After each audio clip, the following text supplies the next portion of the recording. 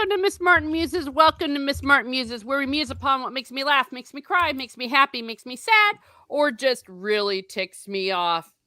Well, today we're talking about something that makes me go through a lot of these emotions. It makes me happy and it makes me sad. It makes me laugh. Well, actually, I don't laugh a lot at this. I think I cry a lot at these chapters. We are talking about the Return of the King. We are talking about the Return of the King, and we are getting into book 6, where Sam and Frodo are approaching Mount Doom. Sam, and we are joined here once again by my panel. We have Princess Rennie. Hey Teresa, hey Stieg. Always fun to be here. And yeah, these chapters are kind of hard to read because it's scary, it's sad because we know it's coming to a close, and the things these hobbits go through are pretty tough, but they're brave little hobbits, so it's good. But yeah, I feel your pain. Yeah, we feel our pain. There will be tears. There will be tears, and all the way from the future, the one, the only, the Viking himself. It is Stieg Kenobi. Hello. Hi. What's the future like? That volcano near Yellowstone exploded. Oh crap! Sorry. Oh well. I think I'm far enough away. I don't know. Well, actually, will it mean that we're all dead if it goes off? I mean, I don't know. I don't know. I haven't heard from anyone. Oh, okay. You heard it here first. We're all doomed. We're all doomed. Well, thank you. Thank you for everyone that's popping in. We have Gimli swimming with little hairy women. Jacob Ironside. Yes, hello again. That was a great stream. Thank you. Yeah, we had a lot of fun Catholic explaining with Lady Gravemaster and Father Sinatra. We have Snortopoopas Quiver. We have another polar bear. We have another polar bear. I mean, one polar bear. I'm sorry. We only have one polar bear. We had a lot of animals in the last one, though. We had a polar bear, we had a dog, and a horse. Hello, Jacob. Hello, everyone. Hello, Rennie. Saying hi to everyone. And it's Mr. Brown Alliance. Hello, hello, hello. Kelvington. Hello. Welcome, welcome. Jacob Ironside says, Rennie, Google the photographers Tom Mengelson and Tom Yarrow. They have some amazing photo of polar bears. Ah, there we are. Oh. Yeah, yes, we like our polar bears here at Miss Martin Muses. Sort of Poopa says some of my relatives are real soda bombs. He's so adorable. Yeah. Well, like I said, we like our animals. Actually, we like our animals more than we like our humans here at Miss Martin Muses. Yes, we do. Yes, we do. Well, oh my God. Only in America and in Norway. So, well, the last time that we were all together talking about the Return of the King, we had the Houses of Healing. We burned up Denethor. Denethor, he went to the Great Beyond. And then we went to the Black Gate, where the mouth of Sauron was meeting everybody. And we thought they were all dead. Well, if you didn't know better, you would think so. They were all fighting. Pippin fell over and was blacking out, and he heard, the eagles are coming, the eagles are coming. And that was it. So hopefully everyone will be alive. Hopefully everyone will be alive when we come back. I think, spoiler alert, if it's been 80 years or so, 70, 80 years. So I think that any spoilers have run out. But then we go back to Frodo and Sam, because we had a cliffhanger the last time. We had a cliffhanger where we thought Frodo was dead. He'd got attacked by Shelob the spider. And Sam was like, oh my gosh, he's dead. And then he was like, wait, no, he's not dead yet. He's not dead yet. The rumors of Frodo's death have been exaggerated. So as you see in the chat, I always like to throw out, if any of you have, how did you read The Lord of the Rings? Always I encourage people in the chat to share and share some more. But before we get going, and let's see, if either of you want to pop in with some general impressions that you have of these chapters as we go up to Mount Doom, please feel free to chime in. For me, it shows just how corrupted and what's a good word for this? God, I think my brain is not wanting to function today. How corrupted and just poisoned the land has become in this area. Mhm. It's really interesting when you see everything that Sam and Frodo go through, even to drinking the water. You know, the water's toxic. The like, you know, you get to kind of see some of the orcs' personalities, whereas to, you know, in the previous chapters, you just really, okay, well, they're just these beastie creatures instead of like, you know, actually knowing, you know what, they do have personalities, they do actually talk, you know, they do have feelings, you just don't really get to see that. And so I thought that was kind of cool to see, you know, yeah, there's infighting between the orcs, and yeah, that typically happens between, you know, evil people, but you know, they don't really focus on that too much, you know, previously. So, you know, even seeing them fight amongst each other, I think I may be getting a little bit ahead in the book, but kind of interesting to see, and kind of interesting perspective on Sauron's side of the coin, so to speak. All right. Yeah. Well, yeah. How about you, Steve? What she said. All right. Nice. I was gonna say, yeah, you pretty much said it all, and of course, it's a harrowing journey. It's a tin hanky few chapters for sure, unless your Steve can have no heart. So, I especially as we've been getting into these chapters, I've been liking to read a summary to jog our memories, and to perhaps give us some stopping points. So this is a summary. As book 6 begins, the narrative returns to focus on Sam and Frodo. Sam awoke to find himself in the dark outside the orc stronghold. He knew he needed to rescue Frodo, but a massive door blocked his path. He turned and made his way through the tunnel behind him. Without reason or purpose, Sam put on the ring. So this is the first time Sam uses the ring. Immediately, he felt the great physical weight of the ring's power. His hearing improved, but his sight became hazy. He heard the sound of savage fighting in the tower. He turned and ran back toward the door, hoping that the two orc captains had come to blows. Spurred by an intense love for Frodo, Sam took off the ring and approached the main gate of Cirith Ungol. As he did, he saw these Orodin, or Mount Doom, in the distance to the east. He again felt the wild, heavy pull of the ring and began to fantasize about becoming Samwise the Strong, a great hero. Remembering his love for Frodo, Sam shook off such thoughts. He was convinced that he was too much of a plain hobbit and a humble gardener to to control the ring. So, Steve, we have here Sam actually putting on the ring. And yeah, making him a ring bearer. Mm-hmm. One of 3, well, 4 if you count Sauron. Mm-hmm. Yeah, and the fact that he was able to shake it off every time he thought about Frodo. It said in that hour of trial, it says it was the love of his master that helped most to help him hold firm. And I think it's also interesting that his hearing was improved, but his sight got worse. That could also have a symbolic meaning as well. Yeah, no, I totally agree. Sorry, I was waiting for Stig to chime in. I didn't want to be rude. Mhm. But yes, No, I you're totally never rude. What? Me? No. But I definitely agree with that assessment, Teresa.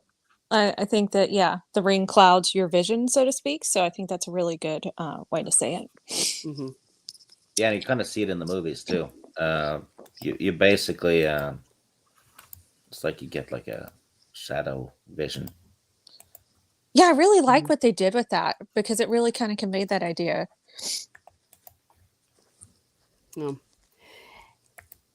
And Steve, just for you, suddenly new strength came into Sam, and his voice rang out while words of his own came unbidden to the simple tune. And yes, he. Yeah. What a great place to sing. I mean, you got to combat evil somehow. Maybe a happy song will do that for you. Whenever I feel afraid. That is one thing that, like, even though I love the little Rankin Bass movies, they just keep pretty much all the songs, and you're just like, oh no, not again. Yes. Okay. And then after Sam, goes through these things where again he overcomes the temptation and keeps going from love Frodo, but also part of it is because he's remembering the Shire, and that also helps him. He said he was thinking, bringing into his mind Mr. Bilbram's rhymes of fleeting glimpses of his country and his home. And then he comes across Frodo, and this is from the summary. Frodo lay naked on a heap of rags in the middle of the room. It's like, oh my gosh. I mean, that just devastated me. Which is probably something they're going to use as ammo for Frodo and Sam being gay. Probably. You're not gonna, not gonna lie. And not the fact that he was naked because he was humiliated and stripped and being held and they prisoner. robbed him. Yeah. Yeah. Oh. Yeah, you're right, because you're right, because this is where Sam sees him. Oh, this is just devastating. I'm now reading from the book. Frodo was naked, lying as if in a swoon on a heap of filthy rags. His arm was flung up, shielding his head, and across his side there was an ugly reel.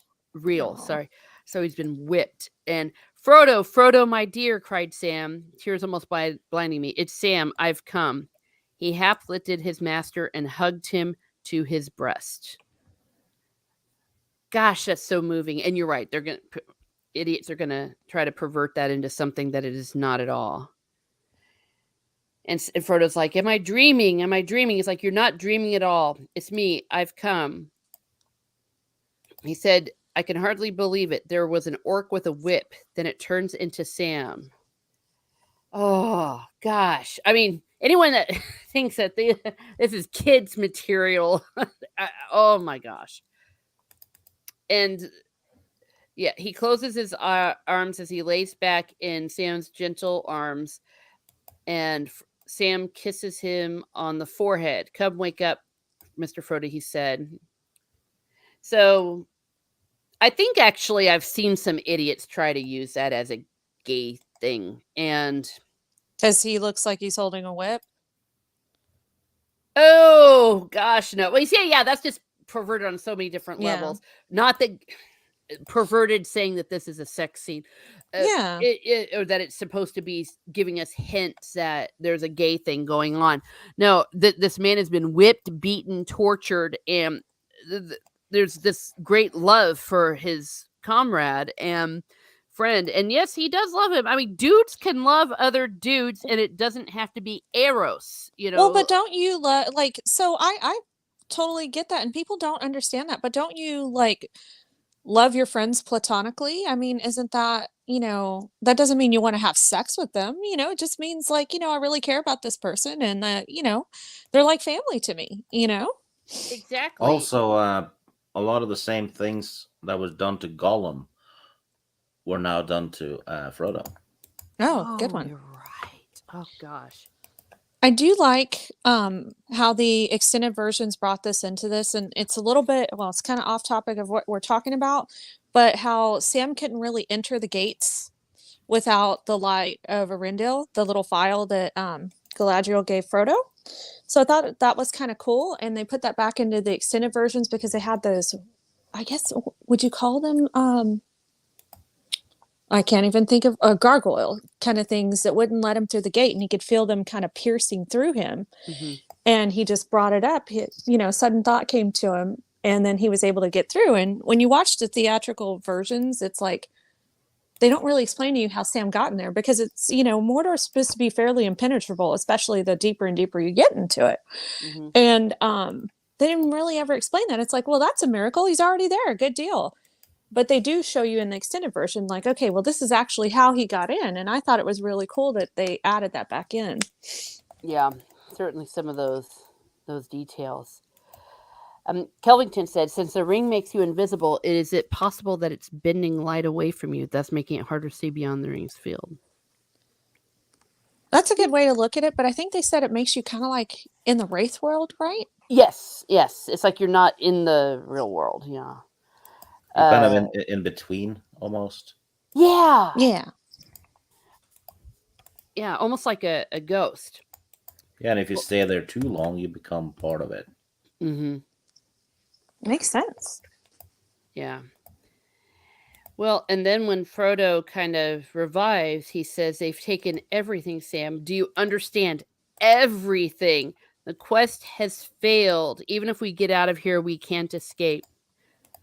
Only elves can escape.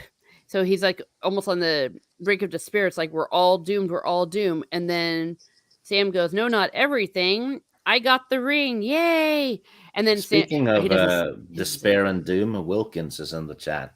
Oh, Hi, oh, oh no. Oh no. He says, "Hey, Teresa, didn't you bring that Catholic priest in to exorcise Stieg from your channel? I guess it didn't work."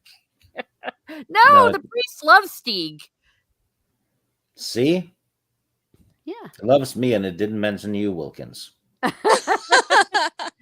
No, they can handle different points of view. I'm sorry, and Stieg, were you going to do a comeback before I? No, I did several. Oh, well, okay. All right, all right. I'll leave that for you. To continue with that, the different trace your friends. He says it's the difference between filio, agape, and eros that we don't use or talk about enough already. Yes, exactly, precisely. The different kinds of love. I mean, it really kind of sucks that in English we only have one word for love. It doesn't make any sense. The Nazgul, says Snortopupus, use their sense of smell and seem to rely on the mount's eyesight. Yes, everyone's saying hello to Matt. So everyone loves Matt but you, Steek. So but that's okay. We're tolerant people here at Miss Martin Muses. See, but this is where Frodo kind of goes a little bit Gollum-y. Because when Sam says he has the ring, suddenly Frodo like perks up and he's like, "You've got it here, Sam. Give it to me, give it to me." I could almost see him saying that like Gollum. "Give it to me at once. You can't have it." "All right, Mr. Frodo," said Sam, rather startled. "Here it is." And he's like, "Dude." Yeah. But then again, Sam says the exact same wrong thing at that moment. He's like, "Well, if it's too hard a job, I could share it with you." And then Frodo's like, "No, no." And he snatches the ring from Sam. "No, you won't, you thief." I And believe then, Sam said, "Share the load." no, stop it, Steve. Oh, yeah. Wait, then again, this is the stream we can behave. We don't have No, to he behave said that in ourselves. the movie. Share the load because the Yeah. ring is heavy. Oh, Whatever okay. were you thinking of? I think that's what he says right before, like, Frodo banishes him or whatever in Yeah. Two Towers. Oh, yeah, that was ridiculous. What they added that to the movie. But the word like "you thief" again, those are Gollumish words. And he clinches, then suddenly clasping the ring in one clenched fist, he stood aghast. A mist seemed to clear from his eyes. And, well, the poor little guy. And he feels really bad. He's like, "Oh, Sam, what have I done? What have I done? Forgive me after all you have done. It's the horrible power of the ring. I wish it had never, never been found." I mean, that's a pretty powerful moment there. It just shows you how far gone he is, and he, calling Sam a thief after everything that Sam had done for him. Yeah, absolutely. His mind is poisoned. Hey, Mhm. potato? Yeah. hmm He says in Irish, there's familiar love, friend, love of a man and his dog, and the man and his wife. Each you don't say something to the heart of my heart is for lovers, light of my life is for kids. Oh, okay. Are we talking about in the Irish language? I don't speak even close to enough Irish to have gotten that subtlety. I speak 7-year-old Irish, if that makes sense. I didn't. Let's see. Potato Rant. My loyalist won your dog. Oh, okay. So they're talking about that. Yeah. So and then Frodo says, "Okay, fine. We're going to keep going, but I must carry the burden to the end. It can't be altered. You can't come between me and this doom." So Frodo, he feels like he's not going to make it. He's doomed. Yeah, he just feels so much despair, and I guess with everything poisoning his mind, he's just like, "Yeah, it's not gonna happen anyways, who cares?" It's like, "Well, hold on, we're almost there." Yeah. Well, but even if they make it, that he's doomed. That he's doomed to die or not to live a Yeah. normal life again. Yeah. Yeah. No. Though at this point, I think I'm correct in saying he does not expect to literally live through this. I think he thinks it's a suicide mission at this point. Well, but I want to say was it Elrond that thought he was going to die, or I don't know. Who is it that thought that Frodo wasn't going to make it through this mission alive? So maybe, he started to feel that himself. I'm not sure, but I mean, that's a pretty perilous journey. I mean, I couldn't walk into the mouth of a volcano or into the heart of a volcano and throw something in, probably like burn up anyways. But, it's a lot to ask and a lot to go through. And, they put themselves in danger over and over and over again. And like sometimes almost feels like they're going to starve. They get dehydrated because the water's poisoned in certain areas. And it's, it just seems so tough, Yeah.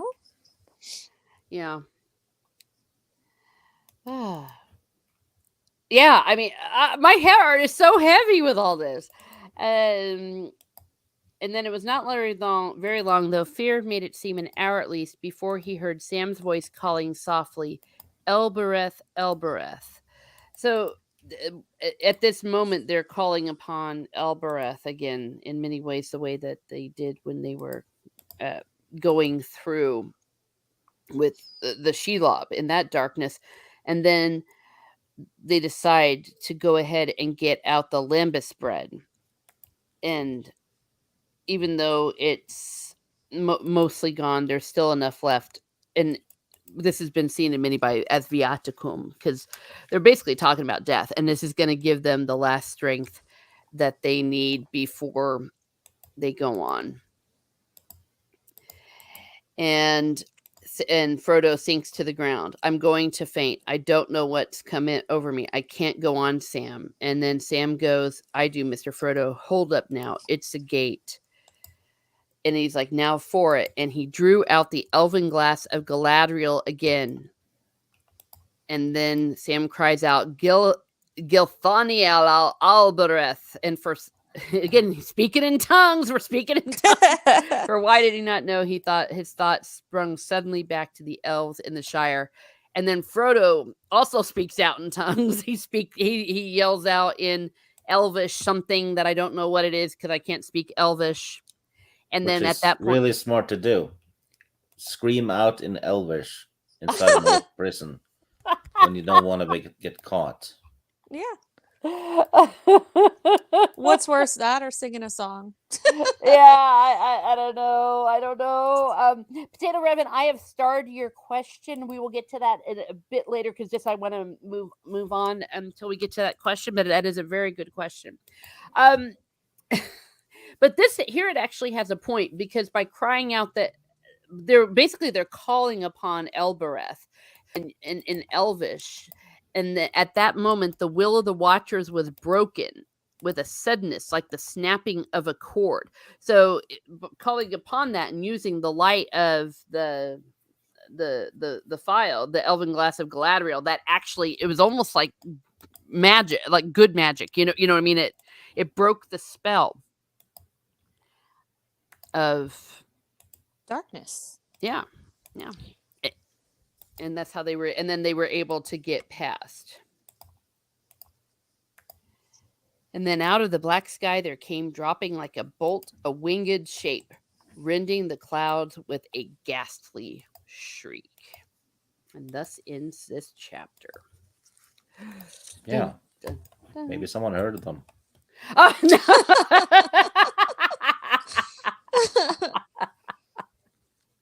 Okay, it's not quite like that. Yeah. But I think this says a lot. I mean, you're really seeing Frodo is being wrung to the last ounce of his spiritual and his physical strength. He got tortured. He's naked and he's doesn't, he's like, I'm gonna die. And Sam is like, I'll support you. I'll be with you, my man. I found these chapters very moving and very harrowing. I also like the transposition of elf, like, elf magic, so to speak. I don't know if I really Mhm. consider it magic versus Yeah. like orc magic, or because orcs are kind of derived from elves, so you see the good side versus the bad side. So Mhm. them using that elven vial like helped to combat the dark speech of Mordor. So I don't know, I thought that was pretty cool too. Yeah. Well, Tolkien talks about the difference between their magic, and that even Galadriel's like, well, it's not really magic. It's something far deeper than that. Yeah, Yeah. But the hobbits and all them use the word magic in the same way that they use the word wizard, because that's something that they can understand. Yeah. absolutely. Yes. Yeah. Hello everyone coming in. Yes, I see you all. Thank you. I appreciate it. Please give a like, share, and a subscribe, and share your thoughts in the chat. I am seeing these comments. I am starring a few of them. So if I don't immediately get to your questions, it's just for the flow, but we will be getting back to them. Jacob Ironside says, am I right in thinking that the Nazgul don't wear their rings anymore? Oh, that's a good question. That's a very good question. I think they probably do, I think they do too. which means it would be their link to Sauron, right? Yeah, that's what I was going to say. I think I would agree with you. I think that's their link to the Wraith world, or to being ring wraiths. Mm-hmm. Yeah, though I'd have to Google that. I never even thought about that. And well, before we do go on, there was a question, a hypothetical question from Potato Revan. Do you guys think if Gollum, let's say, was in Rivendell when the ring was destroyed, do you think he'd be free to go to the west, or he'd just die? Oh, he wouldn't Just be able to die. go to the west. Yeah, he would. Yeah, sorry. Yeah. Yeah, why do you say because that's? Sorry. no, Go ahead. sorry, go ahead. I was just gonna say, Steve. I didn't know if you wanted to expound upon that. No, well, for the most part, only elves get to go west. Frodo and Bilbo are the exceptions, plus Gimli.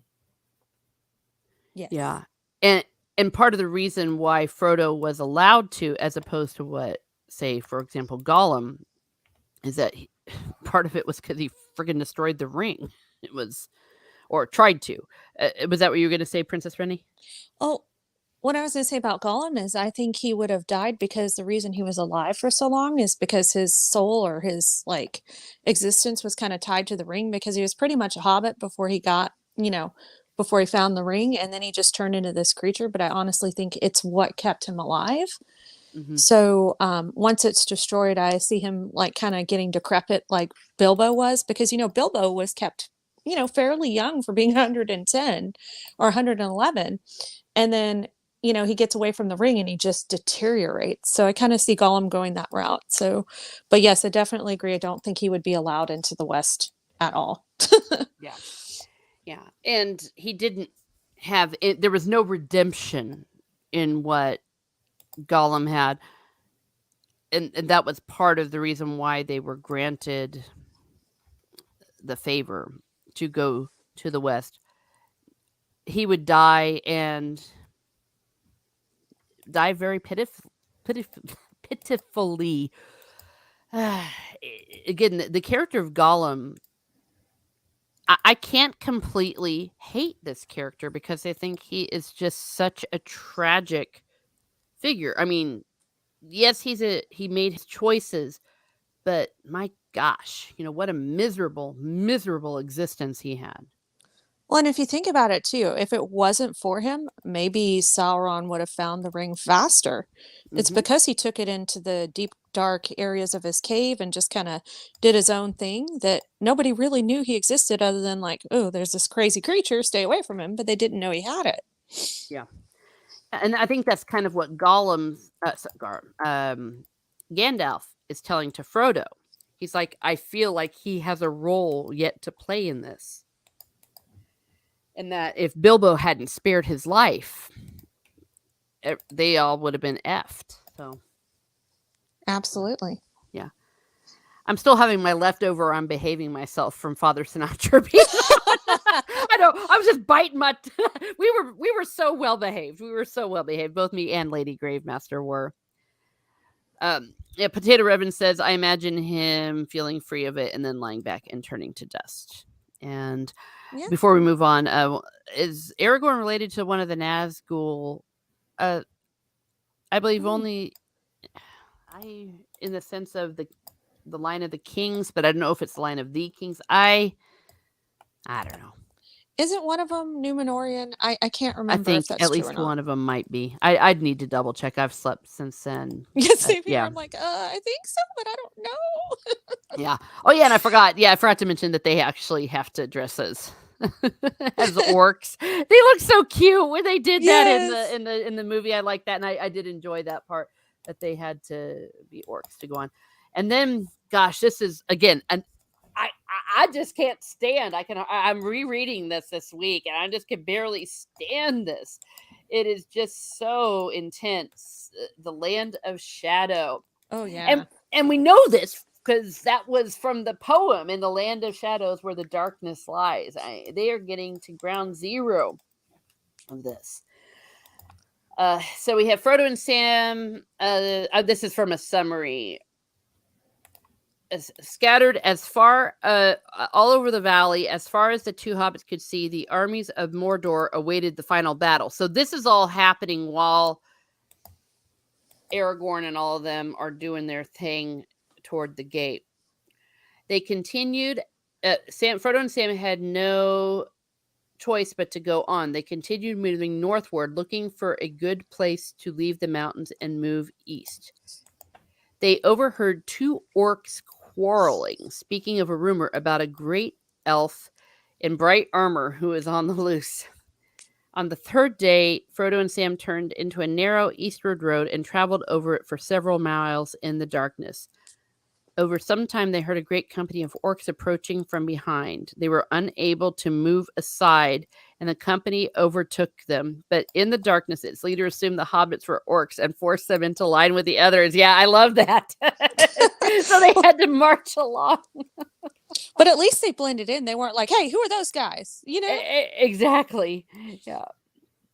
And so they were able, in a way, it was providential. So they're like, hey, y'all, like hiding in plain sight. But at this point, it says Frodo was in agony from the ring's increasing weight. I mean, yeah. And that they're it says 40 miles from Mount Doom. And like I said, I just can't stand it. I just can't stand Frodo being in so much pain and, Sam just sitting there helping him and all that kind of stuff. So, in any case, before we move on to Mount Doom, because this is, I just can't stand it. This is the big one. Anything anyone wants to say before we go there? Because we're gonna dig our little heels and big heels. I don't know how big all your feet are. Right into this bad boy.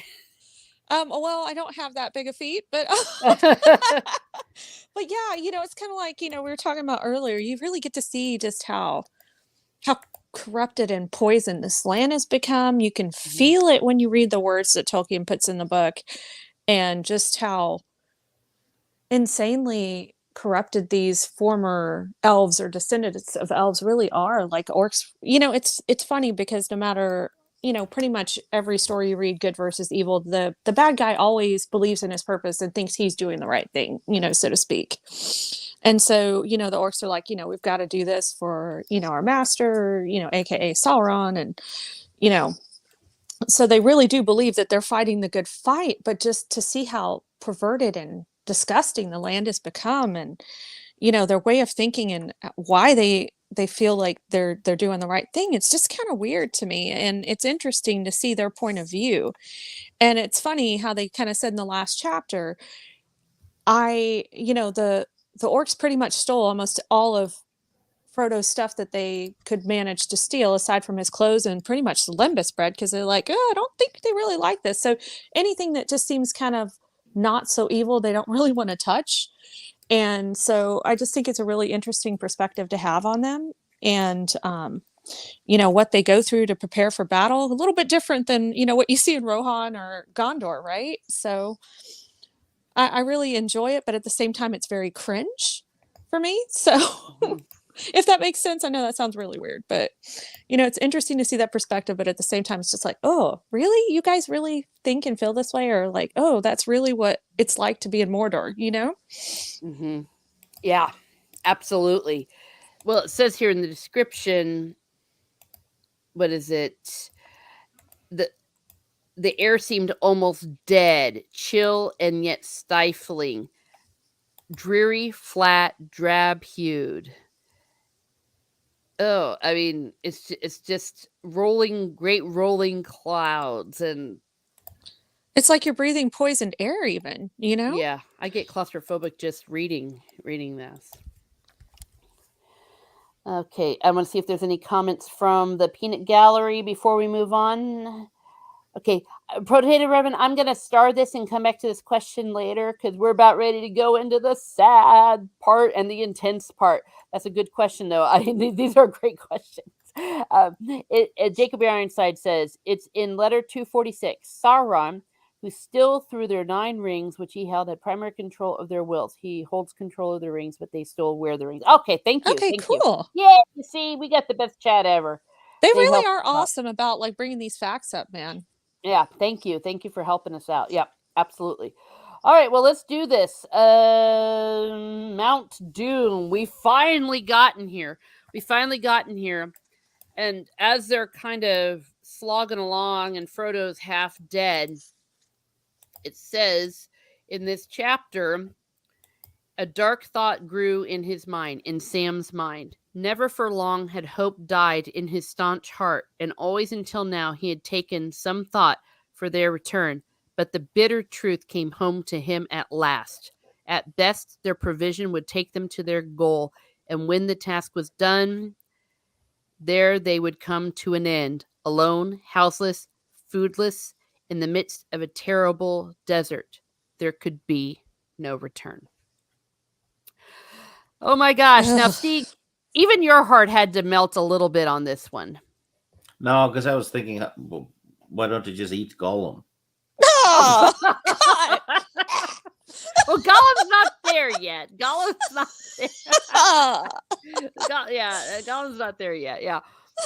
Well, you see, Frodo was saying it. It's like, hey, man, we're not coming back from this. And I think this is the moment where Sam, I don't know if it's because Sam was a little bit clueless or what, or it just had to take this moment for him to realize, oh snap, we're not coming back.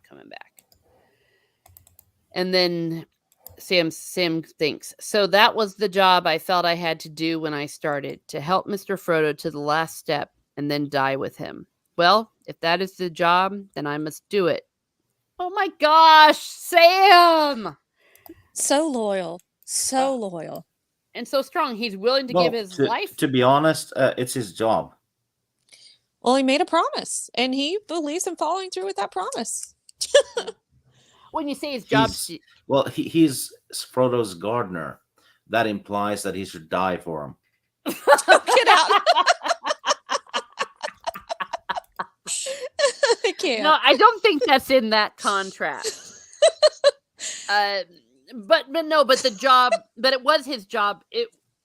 All of the Fellowship of the Ring, that when they took it, that was kind of what they pledged. And the elves, when they spoke to Sam way back when in the Fellowship of the Ring, they said, it was his job to stay with him throughout the whole thing. And then he stops to go, but I would dearly like to see the Bywater again, and Rosie, Cotton, and her brothers, and the Gaffer and Marigold and all. And I can't think somehow that Gandalf would have sent Mr. Frodo on this errand if there hadn't been any hope of his ever coming back. But even as hope died in Sam, or seemed to die, it was turned to a new strength. Sam's plain hobbit face grew stern, almost grim, as the will hardened in him, and he felt through all his limbs a thrill, as if he was turning into some creature of stone and steel that neither despair, nor weariness, nor endless barren miles could subdue. Holy crap! We love you, Sam. He found his strength again, or he Mhm. found renewed. Yeah. Love it. Yeah. Well, and with the renewed sense of, okay, we're going to die, but by golly, we're going to do this. We're going to do this.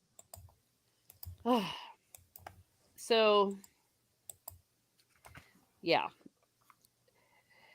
I'm imagining that music. Remember that music from from da da da da da da da da da. And then he's like, "Can you manage it, Frodo, Mr. Frodo?" He says, "I can manage it." Frodo says, "I must." Yeah. Mhm. They don't have any choice. So off they go. And I mean, oh my gosh. Nighttime falls as they're resting. Frodo sat, his head between his knees, his arms hanging wearily to the ground, where his hands lay feebly twitching. Ah, Aw. I mean, oh my gosh. And he could no longer find Sam watched him. He could no longer find any words to say, and he turned to his own dark thoughts. As for himself, he still had some strength left. The limbus, again, the viaticum, had a virtue without which they would long ago have lain down to die. It did not satisfy desire, and at times Sam's mind was filled with memories of food. And yet this way bread of the elves had a potency that increased as travelers relied on it alone and did not mingle it with other foods. And that's like totally the Eucharist there.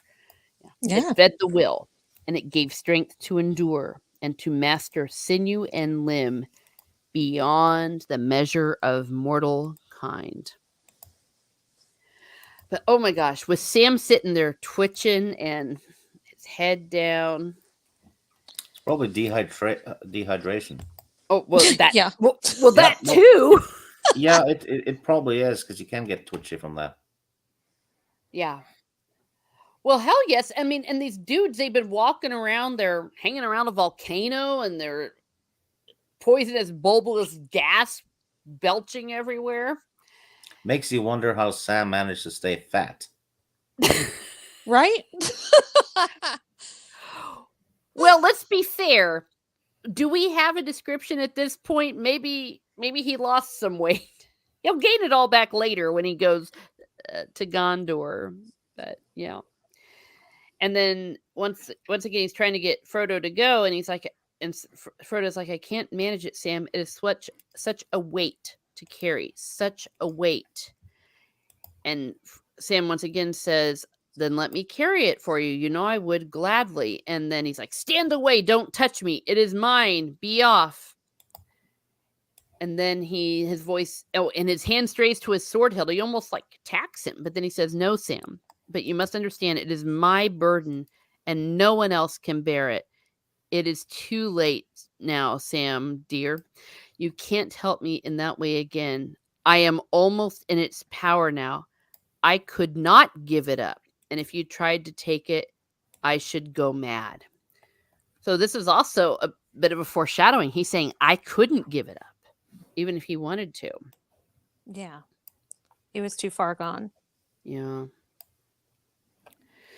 And then he says, "Well, why don't we lighten the load?" Dang it. Oh, okay, I'm going to try not to go to dirty places. This is too serious. And then I don't know. It goes on, and they keep the thing of Galadriel. And now at last they turn their faces to the mountain, set out, thinking no more of concealment. Because at this point they're like, "F it, we going." Yeah. Yeah, and it's like, where do we go? To the mountain, of course. What then? When you get there, what are you going to do? Exactly. I mean, they think they're going to die anyways. Why bother carrying all that extra crap, you know? Yeah. Yeah. And I'm not going to continue going through all of this because it's a little bit wearying and tasking, but we're supposed to go through this with them. So as you're reading this, Tolkien is such a master writer. He's making you feel what Frodo is feeling. He's making you feel what Sam is feeling. And at this point, Sam says to himself, "I'll carry Frodo up myself if it breaks my back and my heart." Oh, No. such a heroic little guy. Exactly. And then finally Sam goes, "Now for it. Now for the last gasp," said Sam as he struggled to his feet. He bent over Frodo, rousing him gently. Frodo groaned and then fell back upon his knees again. Well, Steve's going to get mad at me. Uh-oh. This is moving stuff. Okay. And then he raised his eyes with difficulty to the dark slopes of Mount Doom, towering above him, and then pitifully he began to crawl forward on his hands. I mean, come on. Sounds really dirty, though. I knew it. Screw you, you heartless man. And then Sam looks at him and he says, he wept in his heart, but no tears came to his dry and stinging eyes. "I said I'd carry him if it broke my back," he muttered, "and I will. Come, Mr. Frodo," he cried. "I can't carry it but I can carry you and do it as well. So up you get. Come on, Mr. Frodo, dear. Sam will give you a ride. Just tell him where to go and he'll go." I And heard it that, says, Granny. I'm sorry. It's just the wording. It's just I know. can't. Okay, that's good. But things were getting too serious here. And as Frodo clung upon his back, arms loosely about his neck, legs clasped under his arms, Sam staggered to his feet, and then to his amazement, he felt the burden light. And that's, definitely a reference to the carrying of the cross. Yeah. All right, I'm going to get a tissue. Oh. Steve, say something. Well, they did justice to this in the movie. They stuck close to the source material. When Sam starts carrying Frodo and all that. Yeah. I completely agree. You took the words right out of my mouth. They really did do this scene justice. Absolutely. Yeah, and I think when Gollum attacks Sam, did that happen later or before? I think it happened after he started carrying Frodo, and all in the movie. In the book, Yeah. I think it It happens hasn't later happened too. yet. Yeah. Oh, sorry, spoiler. Well, Well, listen, I think everyone has read this. I can't. I think everyone has read this. Okay. All right. Okay. I was blowing my nose. All right. We're gonna continue, and then, what does it say? Sam lifted Frodo with no more difficulty than if he were carrying a hobbit child. He took a deep breath and started off. Frodo did not speak, and so Sam struggled on as best he could, having no guidance but the will to climb as high as might be before his strength gave out and his will broke. Up he toiled, up, turning this way and that to lessen the slope. And then Frodo goes, "Thank you, Sam." Yeah. So all you will want to be dirty, go ahead. we need some comic relief here, but I mean that probably if we wanted to take like a passage of the whole trilogy, the whole work, see, that to me is probably one of the most moving. I mean, it just is magnificent. And as you said, Steve, while I was boo-hooing and blowing my nose, it the movie did complete justice to that scene. Oh my gosh. Oh, we have an elf in the chat. We do have an elf in Oh. the chat. Yay! Thank you. It's Lady Toriel. It's the love of a brother that you do was nothing for you. Okay. Yeah. And then laugh out loud. Come on, Mr. Frodo. Oh, yeah. Okay. Sam's not fat. He's just big boned. Samwise Gamgee is is life goals. No, laugh out loud. I haven't. I'm dyslexic. Ha ha ha. Oh, I see. Sam, I can take it for you, Mr. Frodo. No, Sam, it's too heavy. Did I get the wrong Lord of the Rings? Okay. Okay. Gotcha. Everyone's a comedian. Everyone's a comedian. Yeah. Gotta love it. Yeah. And then, all right. So as they're continuing, like I said, oh my gosh, it's just so intense. They slog on for a few more pages, and Sam is feeling this sense of urgency. It's like now, or it'll be too late. And of course, what's happening right now is all that stuff at the Black Gate, and Sauron's kind of starting to figure it out. I'll crawl, Sam. Frodo gasps, and so foot by foot, like small gray insects, they crept up the slope. And they came to a path and found it was broad, paved with broken rubble and beaten ash. And yeah, and then they talk about they're stabbed northward, a flame of red, like a flicker of a piercing eye, and then the shadows were hurled again, and terrible vision was removed. The eye was not turned to them; it was gazing north to where the captains of the west stood at bay. Yeah, so their little ruse worked. It was keeping them Sauron distracted, and Frodo goes, no, Frodo whispers, "Help me, Sam, help me. Hold my hand. I can't stop it."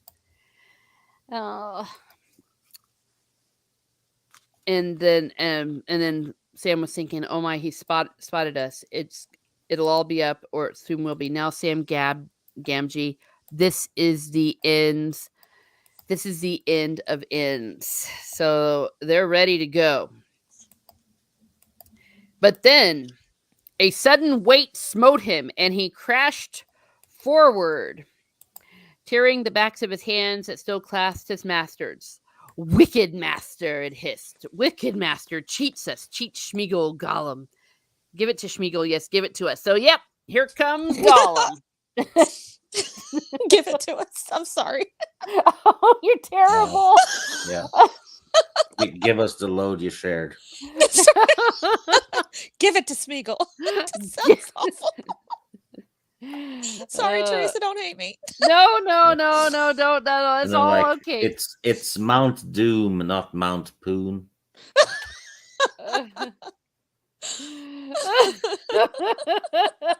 I would hope none of the three of those supposed males had poon, but just well, they're about to make the volcano erupt, so stop it. Teresa's like, I knew this was coming. Well, I did say that we only had to behave on the 8 o'clock stream, so yeah. All right. And so with a violent heave, Sam rose up. At once he drew his sword. Violent heave, they did.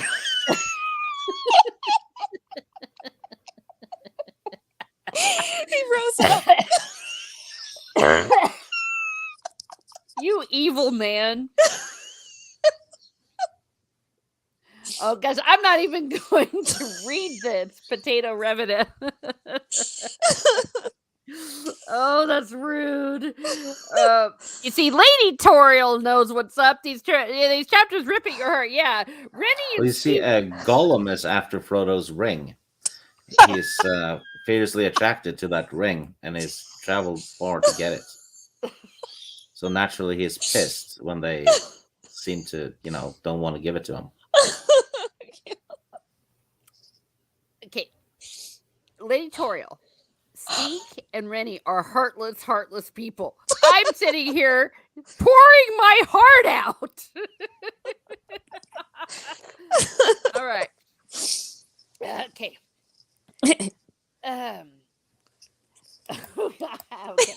How can I read this next? Sam could do nothing. Gollum and Frodo were locked together. There was no room. No room for a third. No. Gollum was tearing at his master. Oh. It's, not a gentle fellow, is he? Trying to get at the chain and the ring. This was probably the only thing that could have roused the dying embers of Frodo's heart and will. An attempt to wrest his treasure from him by force.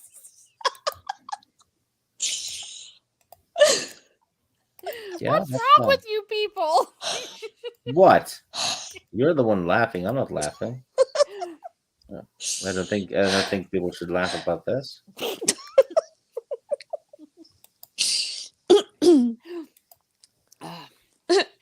I'm going through every gamut of emotion here. Okay. Well, we've laughed. I've cried. I don't know about these heartless people. Okay. They have no soul. Okay. He fought back with a sudden fury that amazed Sam and Gollum also. Even so, things might have gone far otherwise if Gollum himself had remained unchanged. But whatever dreadful paths, lonely and hungry and waterless, he had trodden, driven by a devouring desire and a terrible fear, they had left grievous marks on him. He was a lean, starved, haggard thing, all bones and tight-drawn, sallow skin. A wild light flamed in his eyes, but his malice was no longer matched by his old gripping strength. Frodo flung him off and rose up, quivering. Down! Down! He gasped. Frodo's not a sub.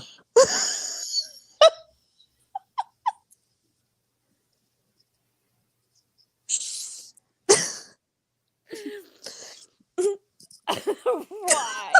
Why? Reminds me of that other movie that came out at the same time, Masturbator and Commander, with Russell Crowe. Probably a reference.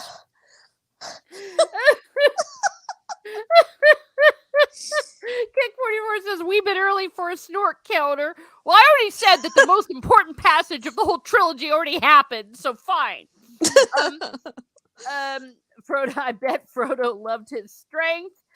Keely Chow, I am so sorry you came in at this moment. I don't know what's wrong with these people. Jacob Ironside, Gollum is a filthy animal. Well, yes, he is. Yes.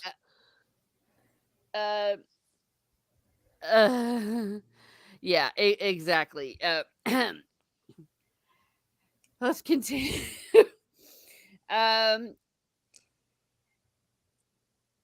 Down, you creeping thing, and out of my path. Your time is at an end. You can not betray me or slay me now.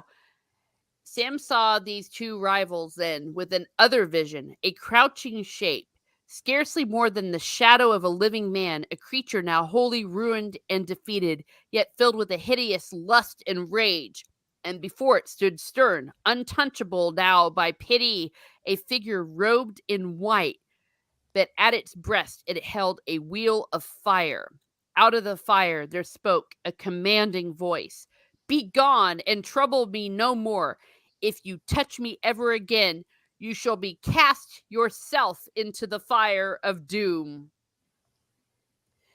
And then the crouching shape backed away, terror in its blinking eyes, yet at the same time, insatiable desire. And then, look out, cried Sam. He'll spring. Quick, master, go on. No time to lose. I'll deal with him. Go on. Frodo looked at him as if one now far away. Yes, I must go on. Farewell, Sam. This is the end at last. On Mount Doom, doom shall fall. Farewell. He turned and went on, walking slowly but erect up the climbing path. You have to walk slowly when you're erect. I mean, in a way, again, this is another example of how Gollum inadvertently helps them in their journey, because this is what kind of gave Frodo the strength to stand up. And the fact that at that moment, Frodo was a figure robed in white. I mean, that's pretty symbolic there. Basically, yeah, I totally agree with you. And I forgot about that line, but kind of symbolic of him coming back to the light and saying, you know what, this is what I'm supposed to do, and I need to do this. I have to do this. And he gets his resolve back. So I really do like that. Yeah. Oh gosh, it does say Gollum. Frodo standing, hand on breast, his breath coming in great gasps, and Gollum at his feet, resting on his knees, with his wide splayed hands upon the ground. All right. That's well, I just had to do that because yeah, I think that's the fire with the fire is a Velar giving Frodo strength or Luvar himself. Yeah, I definitely there's something supernatural going on here. Do you think it's maybe Gandalf the White? No. No, because that's not the way Gandalf works. No, it was True. Frodo. But something, and Tolkien is very careful not to define moments like these. He just shows it.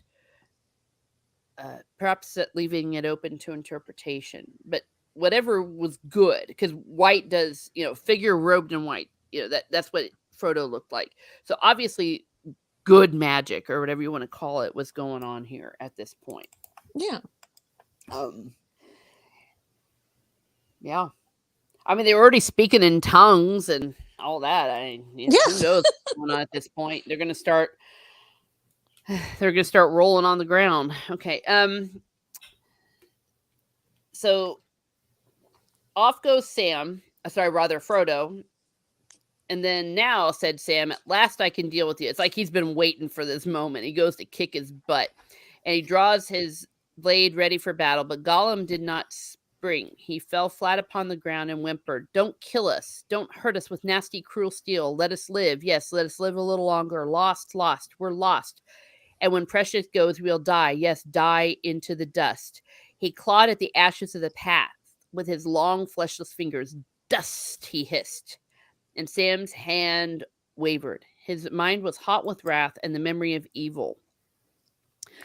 And I think Gollum's right. Yeah, it's like the Precious goes, he's gonna die.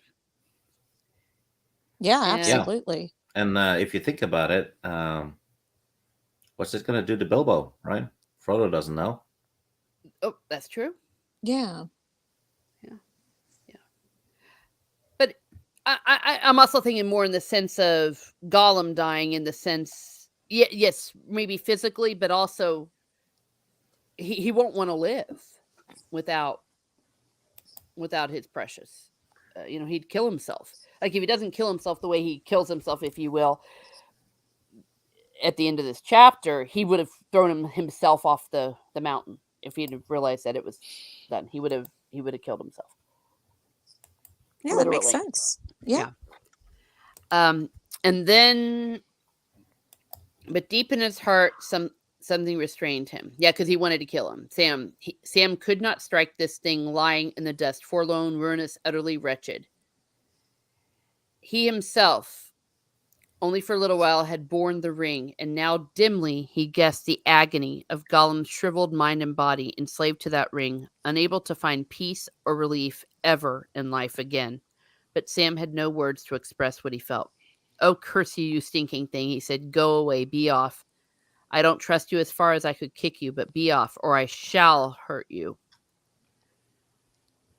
So again, he has a Bilbo moment there, a moment of pity. He could have killed it, and he did not. So Jacob says, "Frodo the right." Something. I mean, something was going on there. Yeah. Yeah. Excuse me. I'm going to have a ladylike cough, so I'm going to mute myself for a second. Okay, the ladylike. That was a quick ladylike cough. Okay.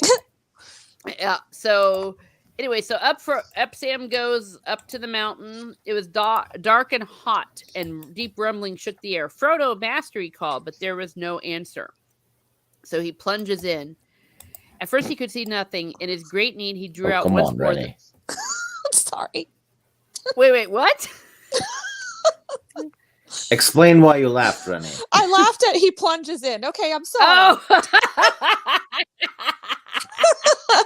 I'm a naughty girl. At first, he could see nothing. Okay, and he pulls out the phial of Galadriel, but it was pale and cold in his trembling hand and threw no light into that stifling dark.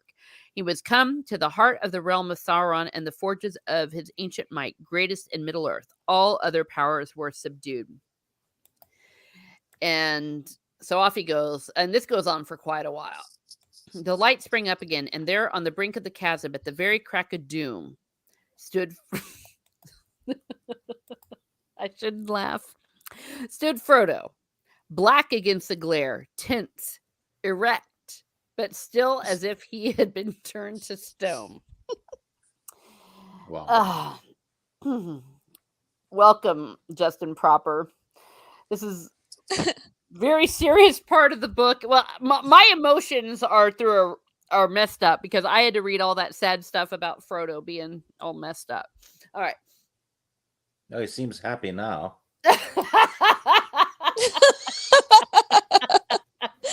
Oh dear. Okay. "Master," cried Sam. Then Frodo stirred and spoke with a clear voice. Indeed, with a voice clearer and more powerful than Sam had ever heard him use, and it rose above the throb and turmoil of Mount Doom, ringing in the roof and walls. "I have come," he said, "but I do not choose now to do what I came to do. I will not do this deed. The ring is mine." I got through that without laughing, okay? Yeah, you did. You did really good. I did what I came to do. I have come. All right. Well, good.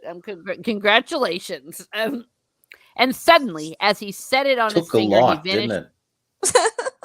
Oh my gosh, Stieg. It's a lot of energy to exert, Stieg. Yeah, Okay. It's not a 3-minute man.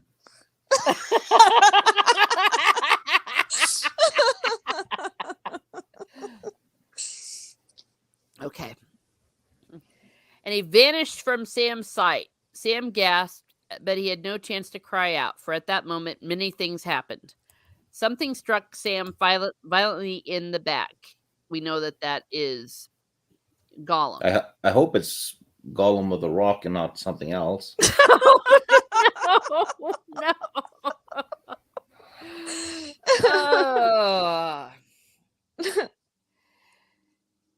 And as far away as Frodo put on the ring and claimed it for his own, even in Sammath Nur, the very heart of his realm, the power in Barad-dûr was shaken, and the tower trembled from its foundations to its proud and bitter crown. The Dark Lord was suddenly aware of him, and his eye, piercing all shadows, looked across the plain to the door that he had made. So now, Sauron now sees him, and as Frodo claims it for his own. And then all his armies halted, all the captains suddenly steerless, bereft of will, wavered and despaired, for they were forgotten. The whole mind and purpose of the power that wielded them was now bent with overwhelming force upon the mountain. At his summons, wheeling with a rending cry in a last desperate race, there flew faster than the winds the Nazgul towards Mount Doom. Okay. I'm seeing all your comments, but I'm moving through this because this is intense. I will get back to you, chat. Don't you worry. Sam got up. He was dazed and blood streaming from his head dripped in his eyes. He groped forward. Then he saw a strange and terrible thing. Gollum on the edge of the abyss was fighting like a mad thing with an unseen foe. To and fro he swayed, now so near the brink that he almost tumbled in, now dragging back, falling to the ground, rising and falling again. All the while he hissed but spoke no words. The fires below awoke in anger. Suddenly, Sam saw Gollum's long hands draw upwards to his mouth. His white fangs gleamed and then snapped as they bit. Frodo gave a cry, and there he was, fallen upon his knees at the chasm's edge. But Gollum, dancing like a mad thing, held aloft the ring, a finger still thrust within its circle. It shone now as if verily it was wrought of living fire. So we know this happened, but holy crap, when you're reading this for the first time, the dude chomps off his finger and you're like, holy moly. Yeah, that's pretty brutal and pretty freaking obsessive. You know, it's like, Yeah, oh, that's wow. some really weird sex. Well, and then he's dancing. He's just so enthralled, and he just goes, "Precious, precious, precious!" Gollum cried, "My precious, oh, my precious!" And with that, even as his eyes were lifted up to gloat on his prize, he stepped too far, toppled, wavered for a moment on the brink, and then with a shriek he fell. Out of the depths came his last wail, "Precious!" and he was gone. There was a roar and a great confusion of noise. Fires leaped up and licked the roof. The throbbing grew to a great tumult, and the mountain shook. Sam ran to Frodo and picked him up and carried him to the door. A brief vision he had of swirling cloud, and then in the midst of its towers and battlements, tall as hills, founded upon a mighty mountain throne above immeasurable pits, great courts and dungeons, eyeless prisons sheer as cliffs, and gaping gates of steel and adamant. And then all passed. Towers fell and mountains slid. Walls crumbled and melted, crashing down. Vast spires of smoke and spouting steams went billowing up. I mean, this is like friggin' apocalyptic stuff. Fire belched. The skies burst into thunder, seared with lightning, and into the heart of the storm with a cry that pierced all other sounds, tearing the clouds asunder. The Nazgul came, shooting like flaming bolts, as caught in the fiery ruin of hill and sky, they crackled, withered, and went out. Dun, dun, dun. Well, this is the end, Sam Gamgee, said a voice by his side, and there was Frodo, pale and worn, and yet himself again, and in his eyes there was peace now. Neither strain of will nor madness, nor any fear. His burden was taken away. There was the dear master of the sweet days in the Shire. "Master!" cried Sam, and fell upon his knees. And damn it. And in all that ruin of the world, for the moment, he felt only joy, great joy. The burden was gone. His master had been saved. He was himself again. He was free. And then Sam caught sight of his maimed and bleeding hand. "Your poor hand," he said, "and I have nothing to bind it with or comfort it with. I would have spared him a whole hand of mine rather, but he's gone now beyond recall, gone forever." "Yes," said Frodo, "but do you remember Gandalf's words? Even Gollum may have something yet to do. But for him, Sam, I could not have destroyed the ring. The quest would have been in vain, even at the bitter end. So let us forgive him, for the quest is achieved, and now all is older. I am glad you are here with me, here at the end of all things."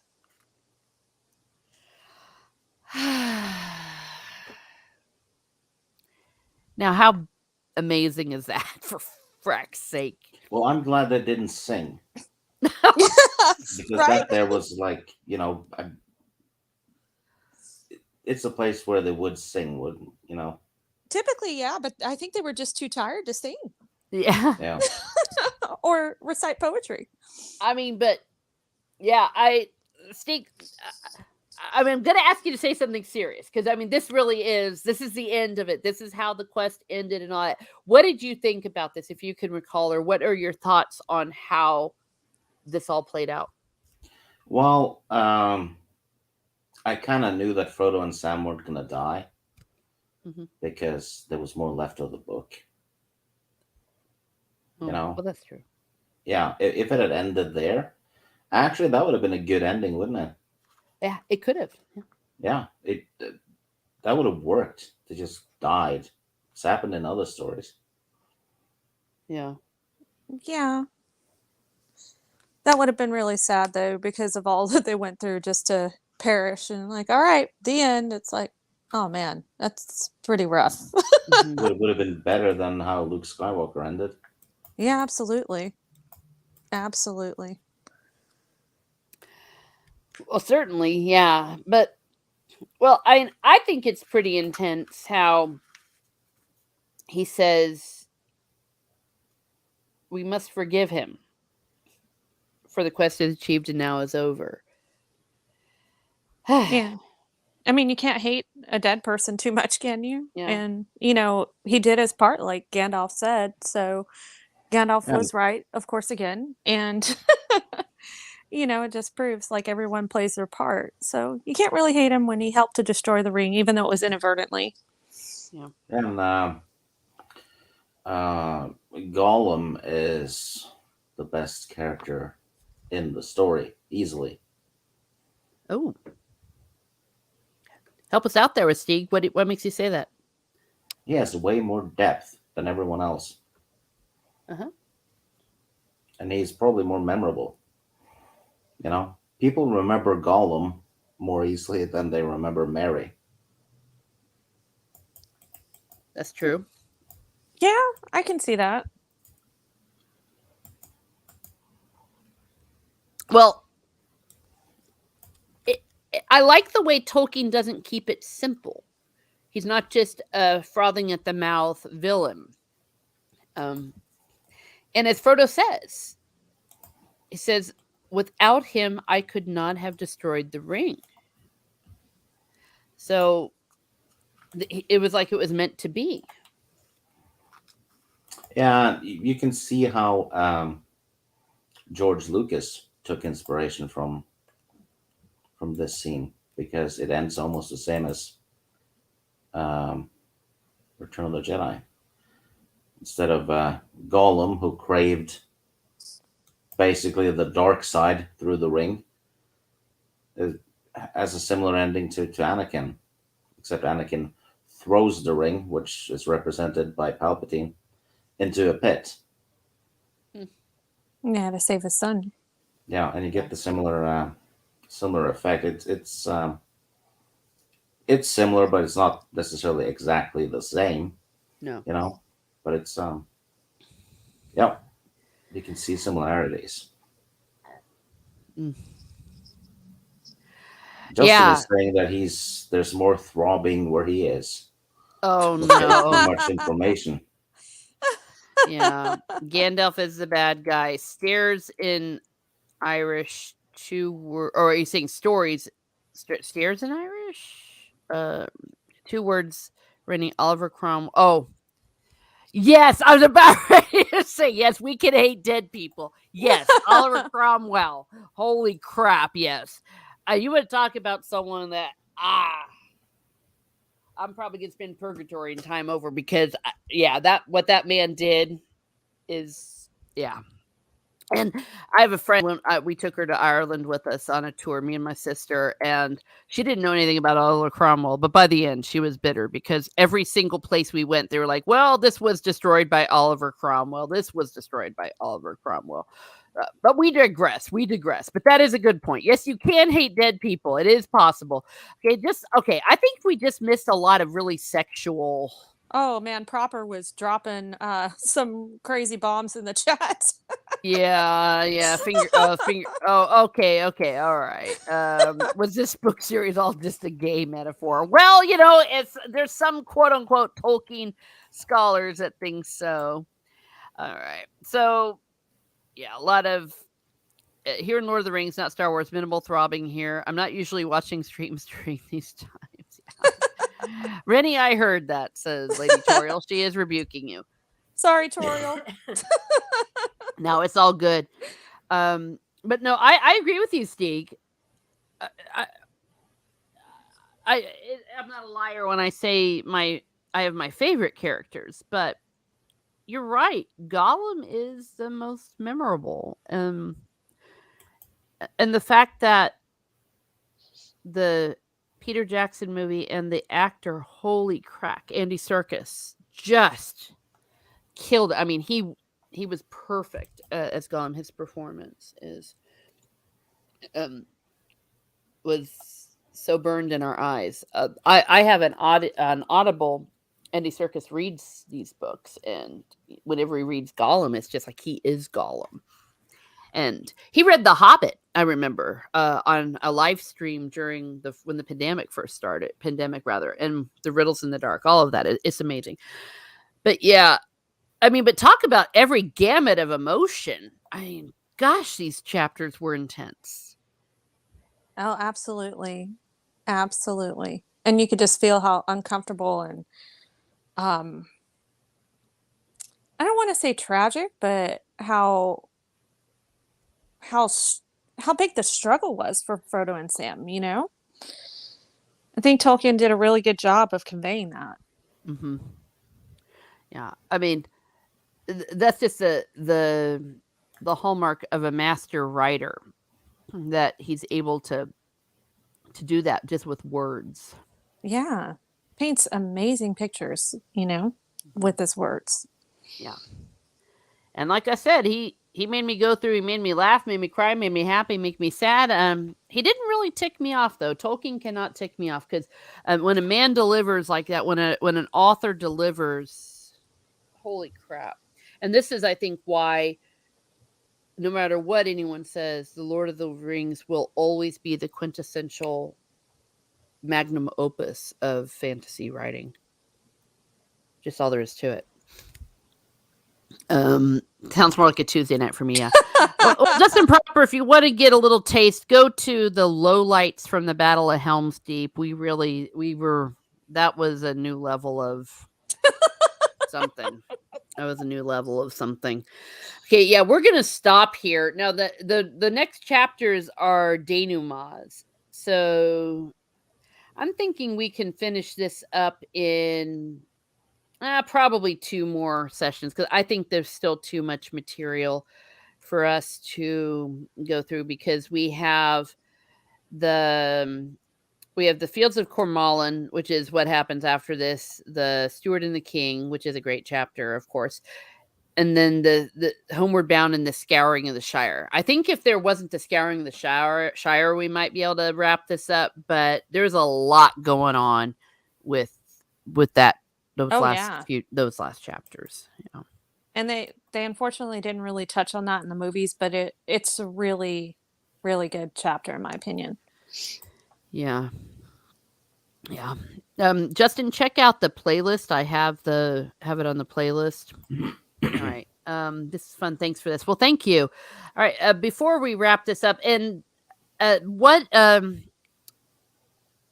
don't know, Steve, do you have any final thoughts on? Hell, it could be anything up to this point. No, it's like you said, it's a massively crafted story, and it took Tolkien 12 years to write it. Mm-hmm. And there's a reason for that, and that is why it's good. He took his time. He didn't spend,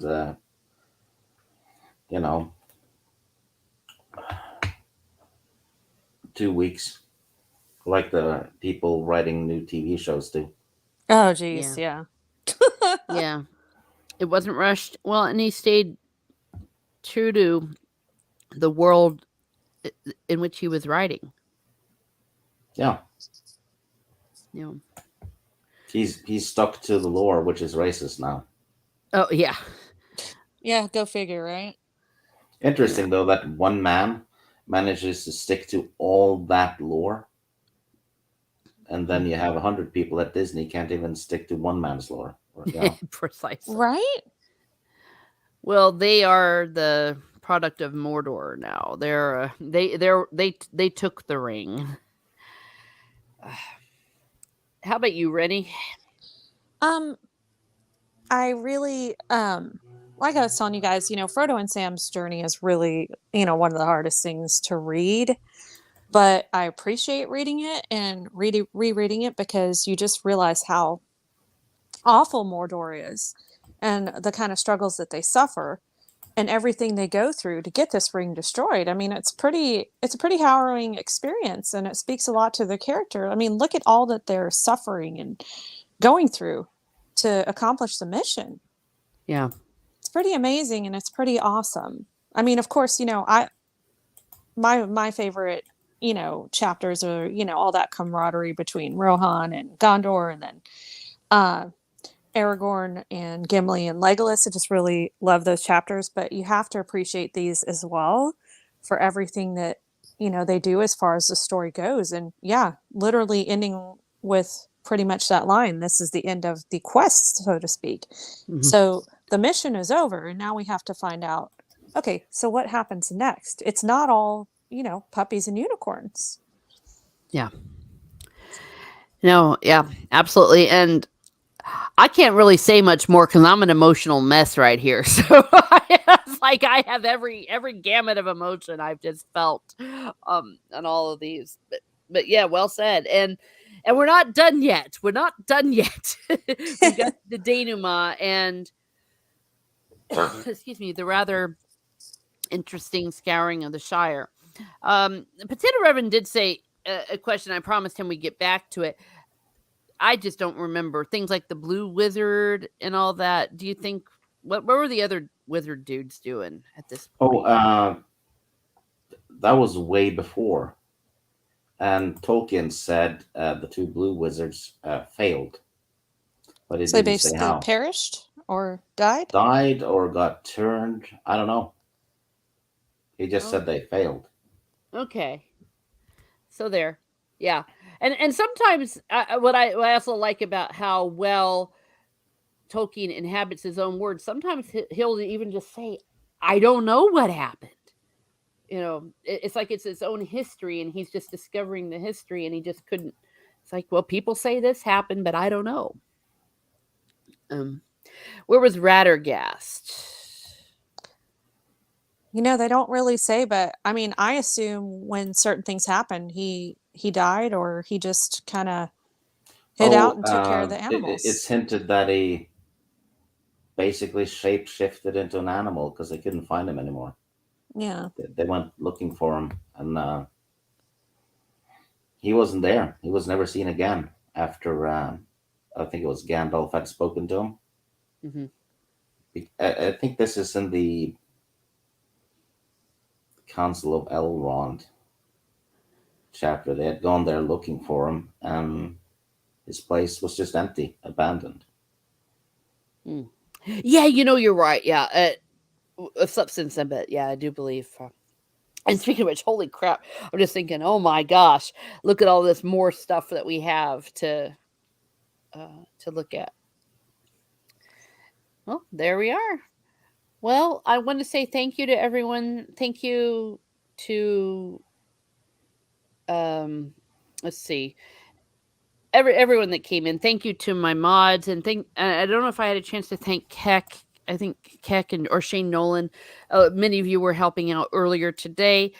Um, just a little comment on how amazing this work is. Usually, when people first come on my Lord of the Rings ones, I always ask, how did you first read the books? And Father Sinatra this morning, he said that he hadn't actually read them, but when he was in seminary, he picked them up. And he said he read the entire series in like a week. That's how obsessed he was. He just couldn't stop.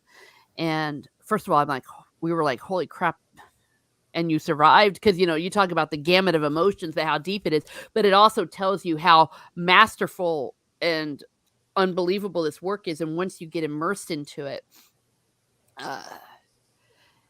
you can never re-experience your first time reading it. And so it's just very magical. So if you haven't, or if it's been a while since you reread these, I would highly recommend going ahead and doing that. And But we will be tackling the Silmarillion later. we will be, yeah. I'm thinking, oh crap. Well, no, actually, it's not going to be. It's going to be beautiful. The Silmarillion is a beautiful work. It is definitely a beautiful work. But It's yes, just the first 5 chapters or something that's Super detailed. tricky to comprehend even. Yes. yeah, Yeah, that's really well said. I couldn't agree more. yeah. But we're going to go through it together. And unlike some people, we're actually going to use the Silmarillion for our content. Boom. And that's all we'll say about that. That's all we'll say about that. Thank you, Teresa, for these wonderful live streams, says Jacob Einstein. Well, thank you, and that makes my day. That makes my day.